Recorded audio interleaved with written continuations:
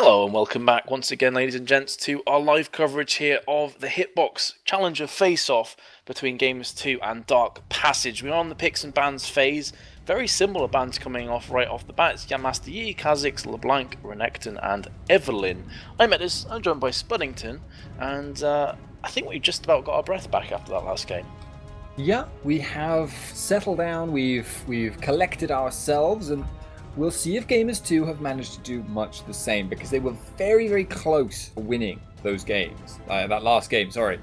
But they did overcommit quite significantly at the end, and couldn't quite manage to disengage either. They managed to kind of re-engage and lose several guys when they could have just, put one down, had a sacrificial lamb. They'd still have gotten the 2 inhibs. Their opponents probably wouldn't have been able to finish off of that, and then they could have just played the map pressure game, 1 inhib versus 2. But as a result of that last game, they have now got to play in a 2-for-1 situation. They're still on match point, and that still means they are set for $200 and advancement further into the tournament, assuming they can win again.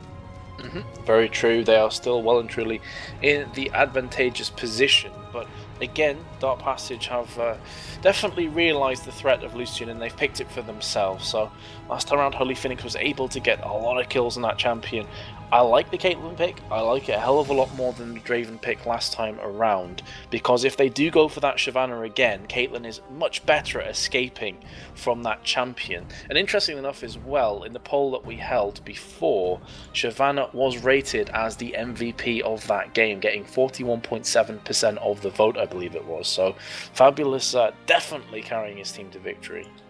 Yeah, I'm really not surprised at that MVP vote. Fabulous did a huge amount of work in those fights.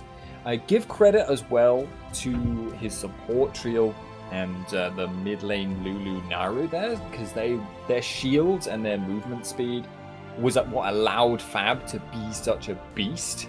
And that's why he also ended up building pure resistances to make those shields even more influential.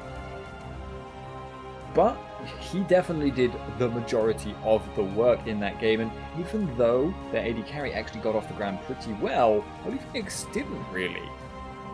Yeah, and he made a couple of lapses in judgment as the game progressed on as well, so it was a bit of an awkward one. Maybe that first win on the board will steady the ship a tiny bit for them, get them some more confidence and make them realise, hey guys, we can take this game. Yes, we were on the receiving end, let's be honest, they were on the receiving end of a battering the first 2 games, but the third game was anything but. So, Warden is going for Lee Sin again. Not to say he played bad with the champion, I just didn't feel it had the same impact. Or had huge amounts of impact in that game. He tried a couple of insect maneuvers, they didn't really pay off for him, and Ocelot is looking towards the Nidalee again, so very similar picks here for the side of Gamers2. Yeah, indeed. Dark Passage have actually gotten themselves a who's who of the contested picks over the last games. They've got themselves the Leona, which every single game previous to this, Gamers2 has picked away. Dark Passage have gotten themselves the Lucian, which is the most contested AD carry, and they've gotten themselves Lulu, who I believe was banned in the first 2 games. That's what I want to say, and I'm going to stick with it, even if I'm lying. So, very, very strong setup right off the bat for a team fight, for engaging hard, which is very similar to what they did last time. Now, this time they're not going to have an option to counter-pick top lane, and you can actually see that Gamers2, rather than counter-picking mid lane, as would be typical, have saved their last pick to counter the top, because they know Fabulous was so key in the way that last game went. Well, that is going to be Shyvana again for, well, I assume it's going to be Fabulous running that one, and also Xin. So it's going to be pretty much an identical lineup, barring who was the support last time around instead of Leona? Karma, that's the one indeed. So just Leona and Karma are switched out. The rest of the composition is identical. On the flip side, Morgana has been picked as the support. It's the second time we've seen this support lane actually picked in this best of 5, and the last one will likely be their top laner. So let's see what they want to go for up against that Shyvana. They may just go for Jax again. Jax does outscale Shyvana quite hard in the one-on-one setting. It's a very, very strong pick if you have a black shield on your composition. It's a very, very strong pick if you're planning on playing heavy on the split push going with the siege composition, which is what Gamers2 have done in every single one of their games so far. I wouldn't be surprised if they did, because a lot of what went wrong last game for Gamers2 was based on their early game. They ended up falling behind early, and that caused them a lot of problems. If they lock in Elise, I'm going to be very surprised. They did lock it in. Okay, so Elise in top then, I assume. I am not sure, because Morden picked the champion. He's not switched over yet. JWoww has just switched for the Elise, so this is looking like an Elise at top for JWoww, which is really unorthodox. I'm puzzled. Okay, so if you pick Elise in the top lane, what does that give you? It gives you decent ranged harass early on. It will enable you to maybe poke Shyvana out of the lane. Going to be quite difficult to seriously push her around though, because Elise's damage is nothing like what it used to be. And even when she was released, Elise top was only, quite a strong lane bully. She wasn't Rumble tier of bullying out your opponent. So if you're picking it, maybe you're seeking to go for a 1v2 then. She does have good wave clear, much better than most, and she's very hard to dive because she has repel. But if you do that, you're still going to be left with an Elise that's not able to roam nearly as much. She's not going to be as strong in any of those normal situations. So I'm puzzled by this pick. We'll see what they do with the top lane. Well, it's definitely something that potentially Fabulous hasn't played against a great deal of in the past.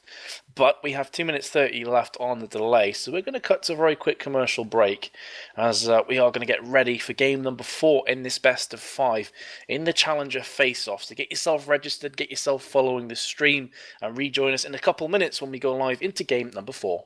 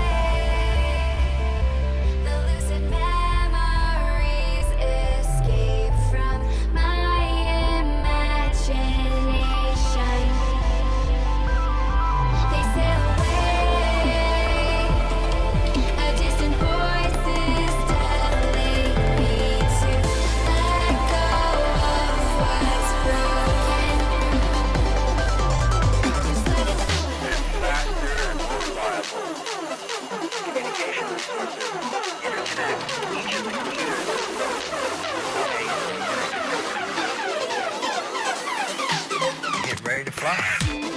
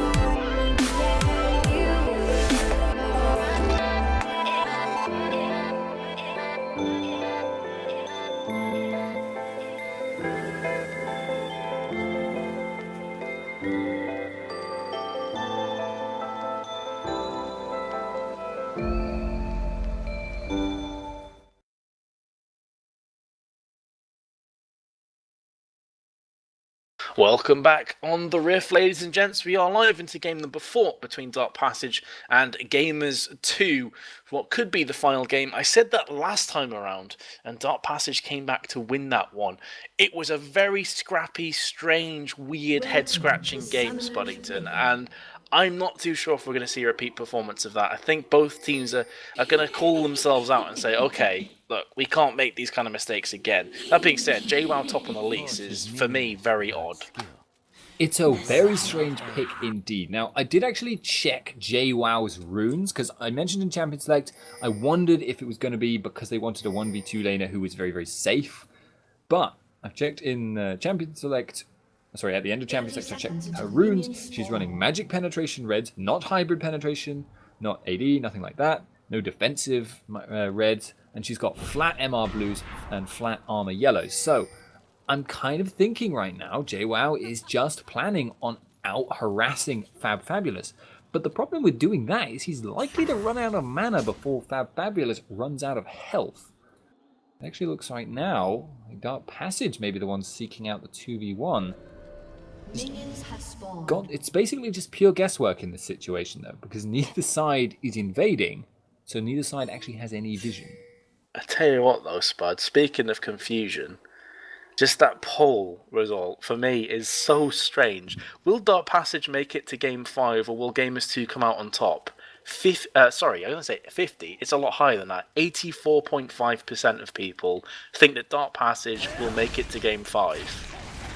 That is an extraordinarily high statistic, in my opinion. Yeah, that's like saying, okay, Dark Passage have an 85% chance of winning this game, this exact one game right now, which is higher than it's ever been. I mean, confidence levels are basically at an all-time high right now, which is interesting, considering they are still down game, although obviously having won a game, maybe that will bolster Dark Passage. They seem like a very emotional, momentum-based team, not one of the kind of cold, calculating robot teams that seem to exist out there.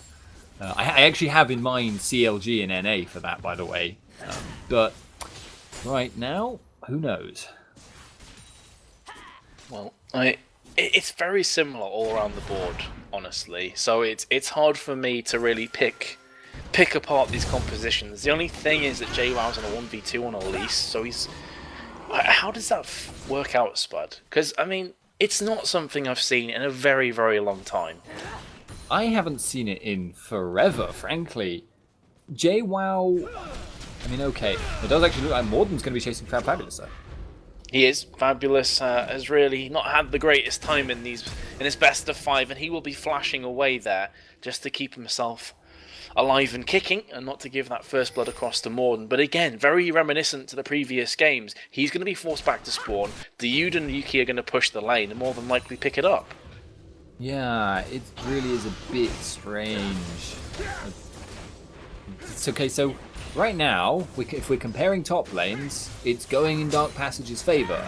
Both of the laners have been forced away from the farm. They're getting very little experience. They're getting no gold at all. but Shyvana is going to outscale Elise. She's going to be a bigger teamfight threat. Maybe Elise is going to be better because she will give you that little bit of disengage and she will give you a little bit more picking potential. But Shyvana, as we saw last game, can single-handedly carry teamfights. That is something you can't really value against. And that means that right now, if it goes even, an even trade, Dark Passage will be coming out on top.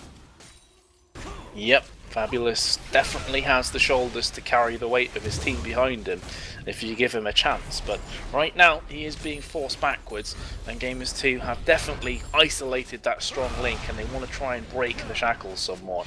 Meanwhile at top lane though, similar situation on the flip side. Dark Passage are trying to push down this tower as well, and J1 Elise is not able to really deal with this, so Crystal is really chunking through that tower actually, whereas Fabulous has nearly lost his.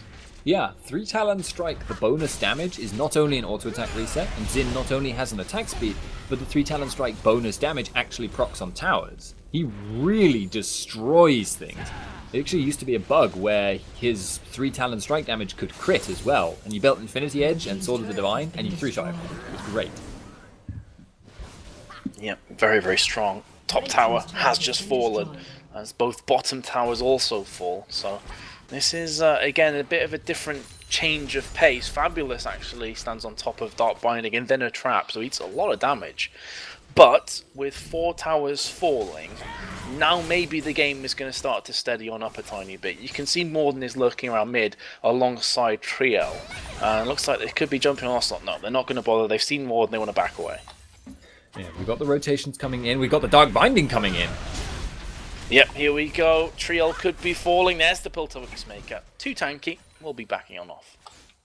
Yeah, so I'm a little bit surprised though right now because rather than freezing, you can see what JWoww is doing right now. He's actually going to build up a very big minion wave because it's starting to push out, but it will take a long time.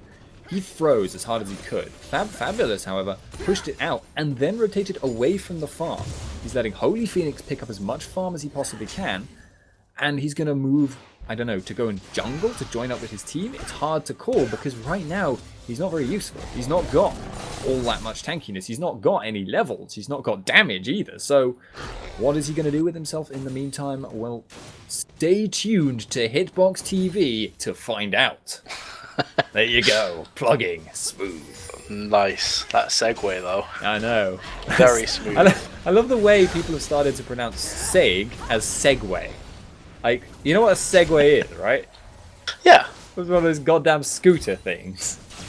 So what that means is that in between sentences, you are segueing. You're getting on this ridiculous, like, I think, like, wasn't it like a 1980s thing anyway? I think so, yeah. Like one of those really flimsy scooters. Chippy, chippy, chippy, chippy. I'm trying to envision how you segue between words.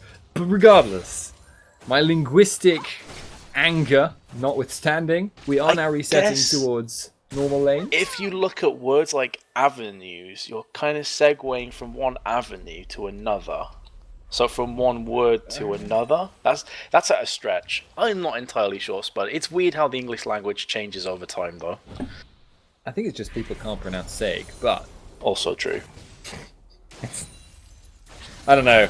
Deep questions here on Hitbox TV. Follow the stream. So, Ocelot pushing in the mid lane. And is going to recall. There really isn't a lot going on right now. It's just farming, pretty much. This guy's so smooth. he's dropping the bombs right now. Right? Strangely enough, at this stage in every other game, there has been 2 or 3 kills. This time around, 0. Yes, there's been 4 towers, there's been plenty of action, but when it comes to that bloodthirsty attitude from both teams, not quite paid off this time. So again, this is definitely a change of pace for both sides, and they are going to be trying their best to win this game. Everything depends on it. If it goes into a 5th game, you'd have to then favour DP because the momentum will be on their side. Yeah, indeed, and obviously it is match point otherwise for Gamers2. It's quite a bit riding on it as well. The total prize pool, I believe, for the whole tournament is $2,350, which is absolutely nothing to sneeze at. Morden is hanging around near the bottom lane, but he's actually standing on the ward where he's hanging around, where he's probably actually waiting, expecting there to be an opportunity for him to push forward. Yep. My game is a bit weird. Oh, it's okay. It's just fixed itself. It kind of had a few hiccups there, and I was a bit worried. In the 4 spectator servers. That would be So sad. I was going to say something else, which would have been quite vulgar. It would be sad. I would be disappointed. Fortunately, that's not the case. We have been hit by that a number of times in the past, though. I wouldn't completely put out a question. No, we're at about the right time of day, and we're on the weekend, so, you know, traffic is at an all-time high. But no, we will not talk of this. That way it won't happen. Right? That is true. If we ignore it, it will go away. That's kind of the mentality right now. Unfortunately, from Gamer2's perspective, they can't ignore Holy Phoenix and Triel because they are constantly pushing this bot lane. They have took it down to 50%, whereas if you look on the flip side, this top tower is completely fine and healthy at 100%. Here comes Crystal down to the bot lane. The gank isn't really on, it's just the question is if they want to push this tower really, really hard. It doesn't look likely. He's backing on the way. Yeah, it's always a difficult proposition to push a tower with Xin in an equal numbers engagement, because obviously he has to go up to melee range, so he gets pinned down. That's one of the reasons Elise jungle was so strong for so long, was because she was so good at sieging towers, because not only did she have spiderlings to tank tower shots, extra attack speed in her kit, she also had a ranged form, which is seriously underestimated in terms of how much it helps you push towers. Yep, definitely. Bot lane, pretty much, I'm not going to say dead, because there's plenty of potential down there, but this is definitely a slower paced matchup. It is so much slower than the previous games that we've seen. Dude seems uncharacteristically passive in this lane. Fair enough, he's against Leona, so could definitely be one of the reasons why. But it's odd to me that none of the lanes, barring mid, which is seeing some action right now, none of them have really been kicking off so far. Arguably, this is a good sign for Dark Passage, though. In the games that they've lost the early game hard, and the early game has snowballed hard against them. Crystal Meth is actually looking for a gank on the mid lane, but found Morden instead. He has. Does he want this one, though? Because he knows Ocelot's here, flashing away. Okay. He was worried there, because if he had taken that spear, and then Morden had kept chasing and got his Q on him, could have easily killed him, because the execute component of the Q when he's already low from the spear. Yeah, it seemed a bit preemptive to me, but when you explain it, yeah, it makes sense. And it's better to be safe than sorry, because it would also be first blood. So if Ocelot, for example, wants to pick up the first blood, or of course the jungler of Morden, that could definitely get quite a scary situation very quickly. Apparently Yuki is lagging, and that's the reason why we do have a pause right now. In chat, I'm chuckling because I'm a dunce, and Ocelot called Holy Phoenix Holy Phone Nix. It just amuses me on some childish level. Is Holy Phone Nix is in the bottom lane, la-di-da. So Calling in for support. Today I learned that Spuddington finds words funny and both infuriating at the same time. I am a word person. Yeah. Me and words, we're like this. You can't see it, but that's me making a sign about how me and words are. Oh my god. Was that you, like, interlocking your hands, I assume? Well, like I'm going to leave it to your imagination, because, you know... I'm not sure if I want to leave it to my imagination, because it goes to you dark have a dirty places. Imagination. It does, definitely. Still no first blood, although it's been a flirtatious affair. Mid lane actually flashed from Ocelot. Here comes Fabulous, though. He's going to be one way or another with the Dragon's Descent. This could prove to be his downfall, though, because Ocelot will be pouncing and flashing away. There is the Javelin, doesn't land. Morden, however, will connect the Resonating Strike, and also, on top of that, the Sonic Wave. So suddenly, a lot of action, 2 kills go down. Lulu also picked up the kill onto Ocelot. I assume that was the flash. No, it wasn't. Naru just got the kill. Yeah, Ocelot's been taking a lot of punishment recently, and now the retreat from Dark Passage's bot lane. Yeah, Morden is giving chase, Black Shield on him so he can't be stunned away from Triel, and without this tower, this is going to be a kill. Yuki takes it down as well, so that's really important for Gamers2 because he is an incredibly good carry. So, after nothing really happening in terms of kill, we have 3 quick succession, and this could be a dragon to Gamers2. Yeah, they should be able to take this more or less uncontested. There's very few people in position to respond from Dark Passage. It does seem like there's going to be a retreat there from Gamers2. They're going to be backing off. There's no real objectives for the opponents to force. That's what makes a good time to back, essentially. That is the essence of it right there. But right now, Dark Passage farming, getting themselves buffs. Most likely AD carry and jungle are going to back very, very shortly, and then they'll try and look to make more plays. But I think what is going to happen next, right? So this is me getting out my crystal ball. It's not as good as Jat's, but I'll give it a couple of tries and we'll probably get there. I'm expecting Elise will push out the top lane. Morden will try and support that, and they'll go for gank on Fabulous because he will respond almost certainly. All right then. Well, let's see if this one pays off to Mystic Spuddington. The Mystic Ball, it has came pretty good from you a few times, I've got to say, so it could be possible, but more than setting the middle lane, so he's gone for blue instead, I think, to give this to Ocelot, or maybe for the gank. Yeah, maybe feels the need to. Or maybe that is not a good. That's an awkward timing. Ocelot when we unpause is going to be mashing E. There's actually, I wonder sometimes whether it's faster to use E or Q on Cougar 4 Nidalee, because I don't play Nidalee. And I'm pretty sure you can cancel one of those animations with the other one, but I'm not sure which one it is. Because it seems to come out like almost instantly when you do it. Well, I don't know. I have like 2 games ever on Nidalee, so I'm definitely not the person to ask for that one. Regardless, though, when it really comes down to it, I'm very, very interested to see how Ocelot is going to play against Naru this time around. Because Naru definitely got the upper hand last game. Is Ocelot going to fall prey again? Is he going to get out of position a few times and get himself caught? Because that happened last game. That being said, though, Dark Passage did exactly the same thing, so they're not exactly completely innocent in this. But Ocelot had a very good game number 1 and 2, fell off a bit on 3. I'm wondering if he's going to bounce back for 4. We will see. He's certainly getting a lot of practice on his Nidalee. And Fabulous going ham! He certainly is on JWoww, and JWoww's also got to keep in mind that Crystal's also on his way up. That cocoon was huge, and it actually saved his life. Like, that straight up saved his life, because the flash would not have been useful if the cocoon missed, because you just had the Audacious charge in, followed by the 3 Talon Strike. Still, not a bad trade. They relieve the pressure on top lane. Fabulous is getting poked in a lot, and they will have time to rotate Xin down. Naru is good at defending towers. Tanking spears, however, when they're coming from a long range at like an open plane, is not the best idea. And neither's that, and that. Lots and lots of poke. But Lulu is still alive. Naru did use his wild growth, however, to try and mitigate some of that damage. Bot lane's being pinged, but Holy Phoenix will be able to get away in time. So they will keep this tower alive for a little while longer. Not a huge difference after 15 minutes, just 1.5k in Gamer2's favour. But Naru is constantly living on the edge, and he really does make me a bit nervous at times. He just had to flash that Lee Sin Q, or he would have died, like, straight up there. Yeah, bot lane, though, is going to be a kill going down to Lucian.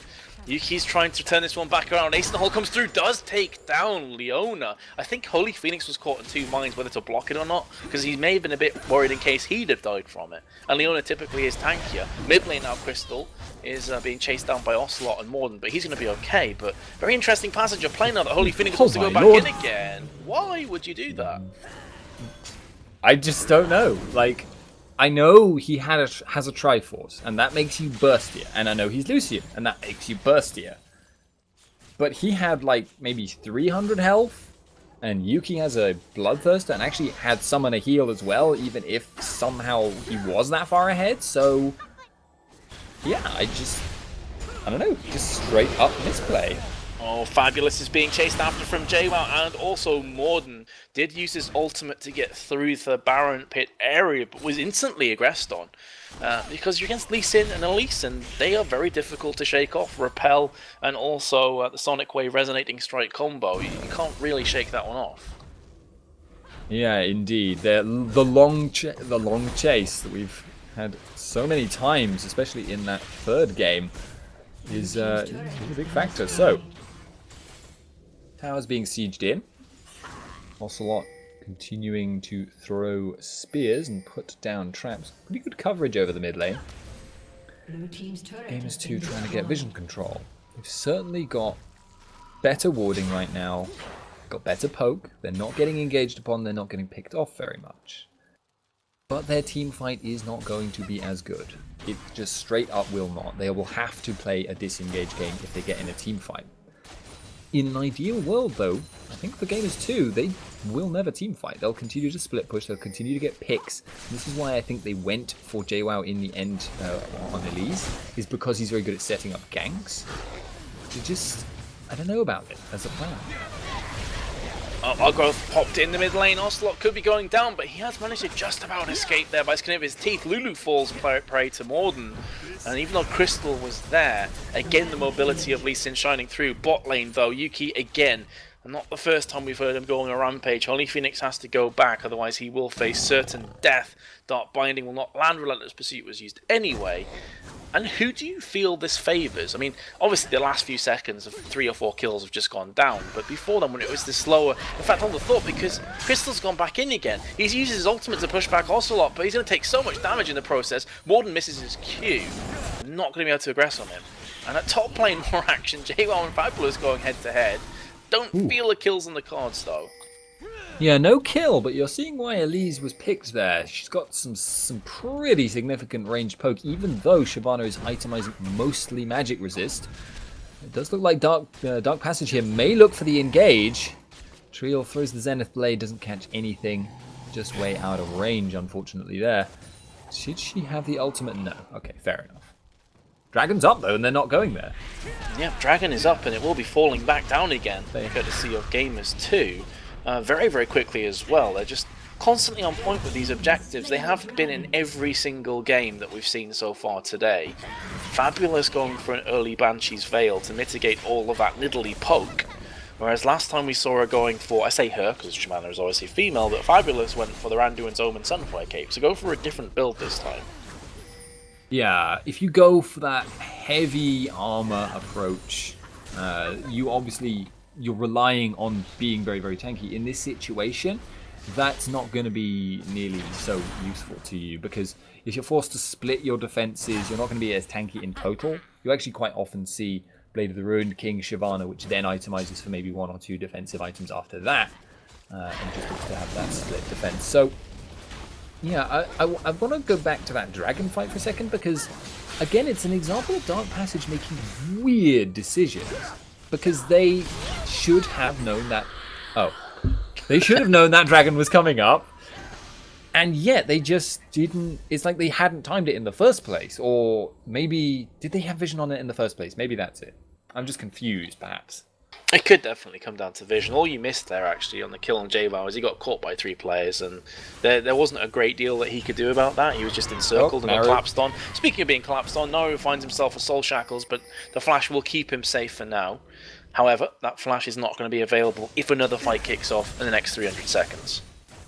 They're just not playing very well right now on like a map basis. Dark Passage are getting caught out. They should know when they are at least at risk of being caught out, and Naru in particular is just pushing out recklessly and getting caught for it quite often. Like, it's almost like they're lulling them into a false sense of security, so when it's actually a bait, Gamers2 will bite it with an iron jaw. Just strange. Nothing else to say on it. Yeah, it is quite strange. Javelin fires it. It's not doing great deals of damage right now. Abaddon's Death Cap is not finished off for Ocelot, but will be in the near future because he has 1.2k to spend, so that's more than enough to finish off his Abaddon's Death Cap. Bot lane has finally fallen after 21 minutes, so fairly even on objectives. 3 players strong in mid for Gamers2. Trying to push the envelope, but a much slower paced game this one than the previous 3. Who do you feel that favours going later on into this game? Honestly, both of these teams are going to have pretty much the same strengths and weaknesses as the game progresses. The strengths will get stronger and the weaknesses will get weaker, because the poke from Ocelot will scale up, the poke from Dude will scale up, the poke from Yuki will scale up. But if they get engaged upon too early, the huge teamfight potential, the crowd control, the chase from Dark Passage will destroy them. So long as Gamers2 continue this pace of game where they are not allowing teamfights ever, and are just continually catching people out, poking them down, and taking objectives, that's fine for them. They'll win the game that way if they're let to. Well, doesn't seem to be picking up pace anytime soon, although Naru is eating a few javelins, and also Yuki could be going down, flashes away from the Ardent Blaze. Or was it the Blade and R's that we said before that I derped over? Thank you, Dr. Spooner. He did manage to survive. Crystal on the outskirts was thinking about going in, but Naru's too low after eating too many javelins. They are not necessarily great for your health. And therefore, Gamers2, again, they're just kind of dictating the pace in this game. This is where they are in their element. This is where they're very comfortable. Yeah, indeed. And if you try and force an engage right now, because of that little ward you can see hiding behind that little bit of ground there, it's going to be very obvious when it's coming. So you won't get that engage unless Gamers2 want you to. Yep. It seems right now Gamers2 do not want to engage. They're happy enough to kind of poke, and Ocelot is landing those javelins consistently, so in that case you can't really fault this strategy. It's working for them.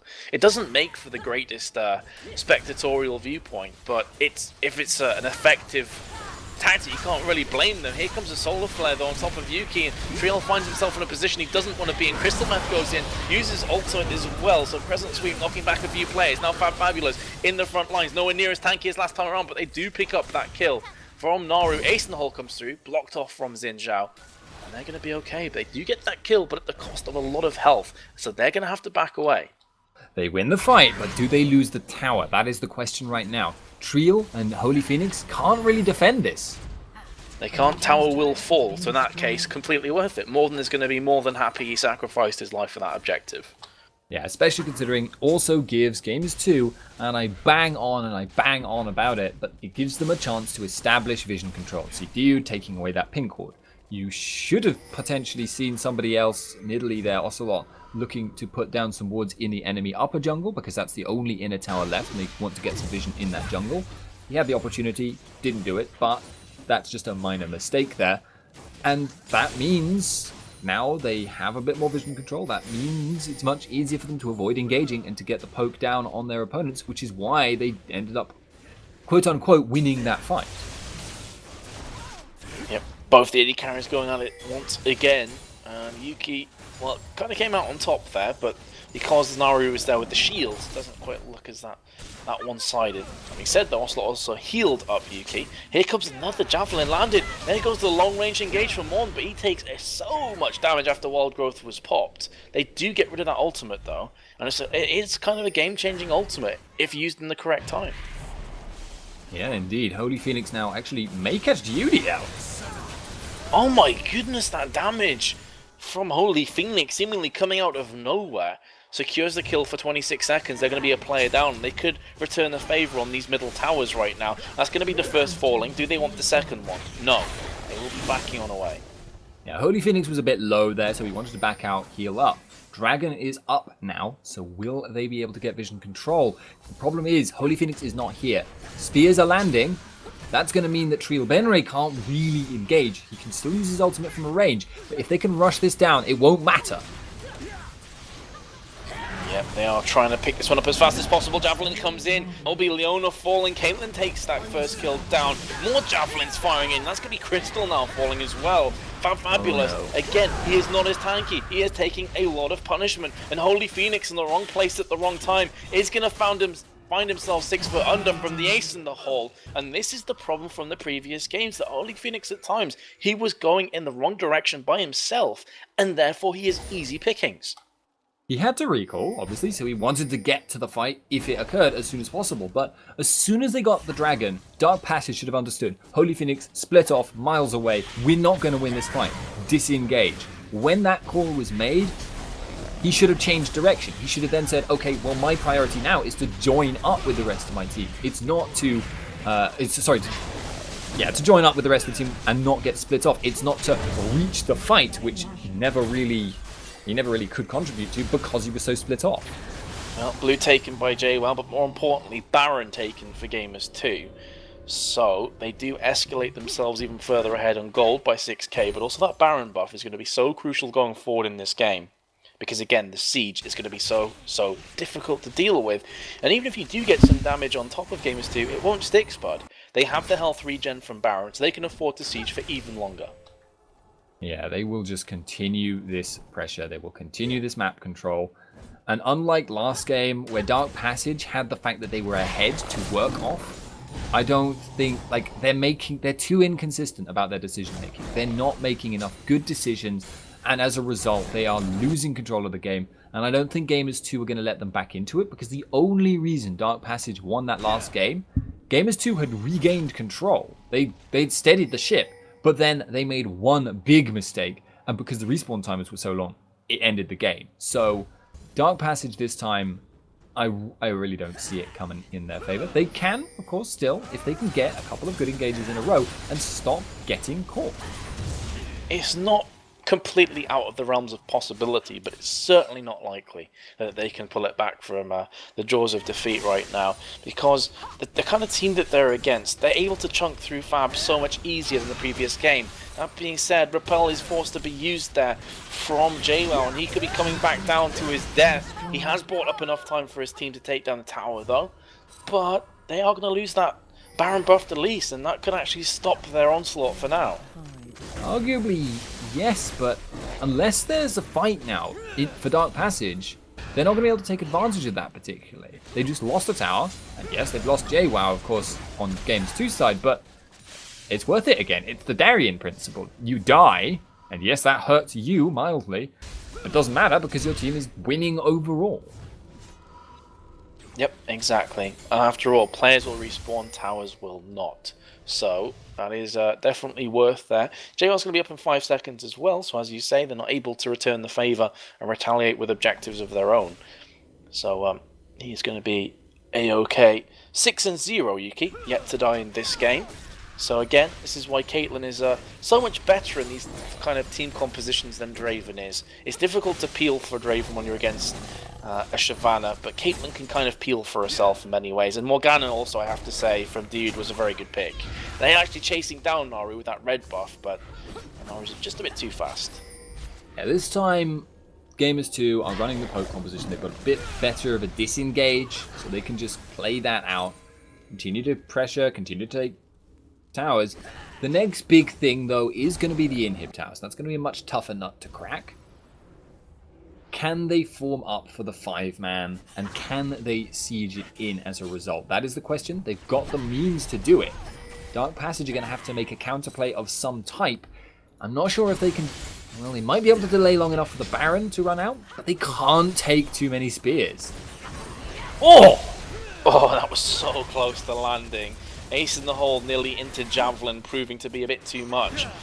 But they do buy up some time. Here comes Crystal from the side. This mid tower, though, is taking a bit of punishment. However, it will regen, so if they don't capitalize on this, it's not quite as bad as it seems right now. Lucian takes some damage. He's going to be forced to go back. Here comes the creep wave, so they can put down more damage on the middle tower. Gamers2 are actually arguably playing this a bit too aggressively. They're sieging really, really fast, and more than the rest are tanking a lot of damage to do it. Maybe Dark Passage can find a window while they're tanking that damage to get the engage, but right now it's not looking likely, and the tower's going to drop in maybe 1 or 2 more attacks, and they're just not dodging. No, they're not dodging these shots that are really beginning to hurt. Like howitzers firing down on them. Triel has to back away as well. He burnt his flash, so that's going to buy them up enough time. Here comes Borden again with the Lee Syndrome. He doesn't get punished. Didn't really pay off for him though. However, it bought his team up enough time to take down this inhibitor as well. Meanwhile, at the bot lane, JWoww took down that second tower. So all across the board, Gamers2 are just in cruise control. Yeah, they are winning the game, but will Fabulous find the engage? No. That is a dart binding to the facial regions, and he has to back away. There is a big creep wave actually pushing at top lane. I don't think it's going to take down the tower though, so it's not a huge deal for Gamers2, but probably going to go back and just clear that wave anyway. Even if it did take the tower at this point, I'm inclined to say Dark Passage would find it very hard to find an opportunity to actually take the inhib behind it. So, yeah, really, really tough to do right now. Dark Passage are going to have to do something. Maybe a solo kill on Yuki.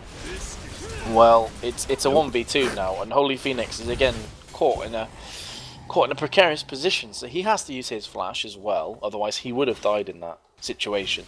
Dragons back up again. Gamers2 will be right on top of this one. So they pick up another objective. I've lost count now how many dragons that is. 3 or 4, I guess. Many dragons. Many dragons throughout this best of 5 series. I think Gamers2 have had, like, other than the 3rd game, I think they picked up every single dragon. They had total control over it. I want to say you're right, but then again, I'm not sure if maybe there was one taken in this game or the first game, which really is just like saying I have no idea. Like, my memory is just gone. Oh, so is mine. My memory is absolutely terrible, especially when you have like a longer series, like a best of 5. My brain turns into mush. Regardless, though, I can't.